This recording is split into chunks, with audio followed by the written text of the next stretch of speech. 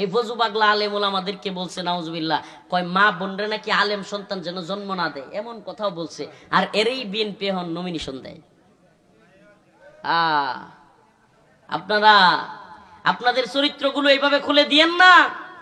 আলেম ওলামাদেরকে যারা কটূক্তি করে আপনাদেরকে আমরা জানাই, আপনাদেরকে আমরা বলি, এদেরকে যদি আপনারা না থামান, নমিনি দিয়া এমপি বানায় এদেরকে উৎসাহ দেন, সবাই মিলে ভোট দেন। হুজুর অত ইসলাম ইসলাম করেন না, হ্যাঁ ফজলুর মতো পাগলাও কয়, কিশোরগঞ্জের ফজলুর মতো পাগলাও কি কয়, ভোটে দাঁড়ান আমার সাথে জিতটা দেখেন, কয় কি কয় না।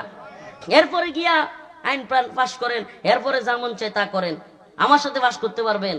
যে জনগণের কাছে কি আল্লাহর আইনগুলো প্রতিষ্ঠা করব কি করব না, এটা জনগণের রায়ের কোনো মূল্য আছে? গুড়ার ডিমের মূল্য আছে? জনগণ চাইলো কি চাইলো না, এই জন্য আল্লাহর আইন কি প্রতিষ্ঠা হওয়া বন্ধ থাকবে? কথা কয় না। তাহলে যারা কয় আমরা সংসদে কোরআন নিয়ে যাব, তাহলে সংসদে যে আপনি কোরআন নিবেন, ও সংসদে গিয়ে আবার নতুন করে হাবুড আর নাবুড করবেন। হ্যাঁ, যারা মদের লাইসেন্স চান না তারা হা বলুন, যারা চান তারা না বলুন। হাজও যুক্ত হয়েছে, হাজও যুক্ত হয়েছে, হাজও যুক্ত হয়েছে। তাইলে আল্লাহর আইনটাকে নতুন করিয়া হানা বুড়ে দেওয়া লাগবে। ও আল্লাহ পাক আইন দিছে, আল্লাহর আইন দিছে।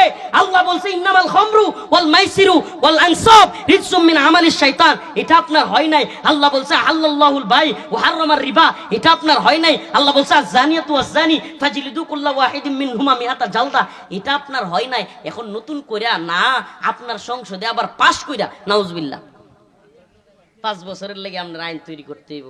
এই বিধানদাতা মাহবুদ, বাবারা কষ্ট নিবেন না, বিধানদাতা মাহবুদ কে? সৃষ্টিকর্তা কে? রিজিক দাতা কে? আসমান জমিনের মালিক কে? তাইলে বিধানদাতা কে?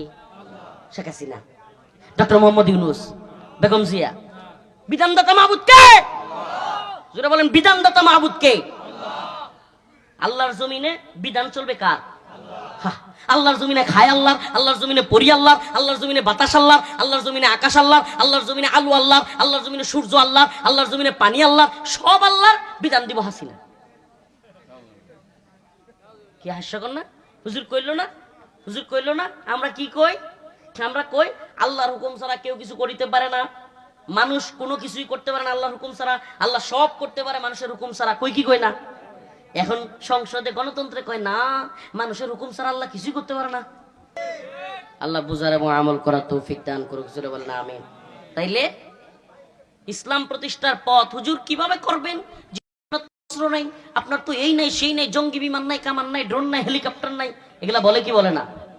এগুলা যারা বলে এদের কথাগুলো অনেকটা ওই মক্কার মুনাফিকদের সাথে মিলে যায়। আল্লাহ রসুল যখন বলতেন যে আমরা, আমার চোখে ভাসতেছে ওই যে রোম বিজয়ী হচ্ছে, রোমের প্রাসাদগুলো আমি দেখতেছি, পারস্য বিজয়ী হচ্ছে, রোমের পারস্যের প্রাসাদগুলো আমি দেখতেছি, তখন মক্কার মুনাফিকরা কিন্তু হুজুর এটি কি কয় পাগলের দল, রোম তৎকালীন রোম কত পাওয়ারফুল, এটা নাকি বিজয় করবো, হাসতো। তো এখন আমরাও যখন দাওয়াই এদের জিহাদের কথা বলি, কিছু লোক হাসে, কয় হুজুর এদের অস্ত্র নাই, কিচ্ছু নাই, এদেরকে কি বলে মুরগির বাচ্চার মতো দইরা র্যাব লয়ে জায়গা, এদের কিচ্ছু নেই, এরা বলি জিহাদ করবো। কয় কি কয় না? সুবহানাল্লাহ। আমরা বলি শোনো, আমাদের একটা জিনিস আছে যেটা সাহাবায়ে কেরামের ছিল, আমাদের একটা জিনিস আছে যেটা ওলিয়া আউলিয়াদের ছিল, তাবেঈদের ছিল। আলহামদুলিল্লাহ, আলহামদুলিল্লাহ, ঈমানি দৌলত আছে।